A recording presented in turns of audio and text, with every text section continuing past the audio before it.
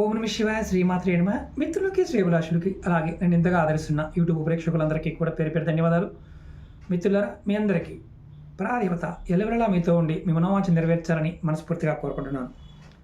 చాలామంది మిత్రులు అడిగారు, గురువుగారు సుఖం కావాలి, డబ్బు కావాలి, సంతోషం కావాలి, ఇవన్నీ పొందడానికి ఏదైనా తేలికైన మార్గం ఏదైనా చిన్న అంటే చాలా తిన్నగా ఉండాలి, చేయగలిగే ఉపాయం చెప్పని చాలామంది అడిగారు. అంటే ఐశ్వర్యం కూడా కావాలి, డబ్బు కావాలి, ఐశ్వర్యం కావాలి, అన్నీ కావాలి.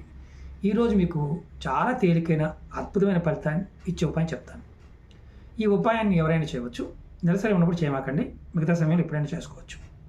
దీనికి కావాల్సింది దుర్వగడ్డి అంటే గరక గడ్డి. చాలామందికి తెలియనిది ఏంటంటే గణపతిని ఆరాధిస్తూ ఉంటారు, కానీ ఆ గడ్డి తెచ్చిన ప్రదేశం బాగుందా లేదో చూడరు. అంటే ఈ గడ్డి ఎప్పుడు తెచ్చినా సరే మీరు గుర్తుంచుకోవాల్సింది, మనుషులు తొక్కకూడదు ఫస్ట్. రెండోది, మలమూత్రాదులు విసర్జించకూడదు.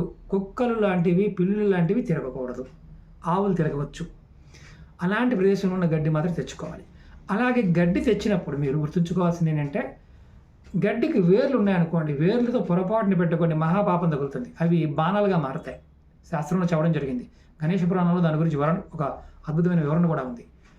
గరక పూసలు తెచ్చుకున్నప్పుడు మీరు గణపతికి మీరు ఒకే పూస పెట్టకూడదు. అలా కాళ్ళ దగ్గర పెడుతూ ఉంటారు, కాళ్ళ దగ్గర పెట్టమాకండి. గణపతికి ఎప్పుడు కూడా పై భాగంలో పెట్టండి, శిర భాగంలో పెట్టండి. ఫోటోకైనా పై భాగంలో పెట్టండి. మాల వేస్తుంటారు చాలామంది, కానీ ఈ తెచ్చిన గరకని రెండు పూసలు, ఒక పూస పెట్టకూడదు, రెండు పూసల్ని వేలు లేకుండా చూసి శుభ్రంగా కడిగి తర్వాత గణపతికి సమర్పించండి. ఇలా పై భాగంలో పెట్టండి. చాలా ఆనందపడతాడు. మీకు సుఖము అంటే మంచి సుఖాన్ని అనుభవిస్తారు. అలాగే మంచి ధనాన్ని, ఐశ్వర్యాన్ని పొందుతారు. అలాగే మీరు ముఖ్యంగా అంటే ఇక్కడ చాలామంది అడుగుతుంటారు, గురువుగారు మేము 21 పూసలు చేస్తుంటామండి, అలాగే ఇంకా 108 పూసలతో చేస్తుంటామండి, గరక పూసలతో పెడుతుంటామని అడుగుతుంటారు. ఎలా చేసినా పర్వాలేదు, తక్కువ కాకుండా కొంతమంది ఒకటి పెడుతుంటారు, ఒకటి పెట్టకండి, 2 పూసలను పెట్టండి. మీరు కనుక ఇలా ప్రతిరోజు గణపతికి 21 గరక పూసలు పెట్టి చేస్తే 21 జన్మల అంటే ఏదైతే పాపాలు చేశారో అవన్నీ కూడా పటాపంచలైపోతాయి. అలాగే ముఖ్యంగా మీ మనసులో ఉన్న సమస్త కోరికలు ఏ కోరిక ఉన్నా సరే అది నెరవేరుతుంది.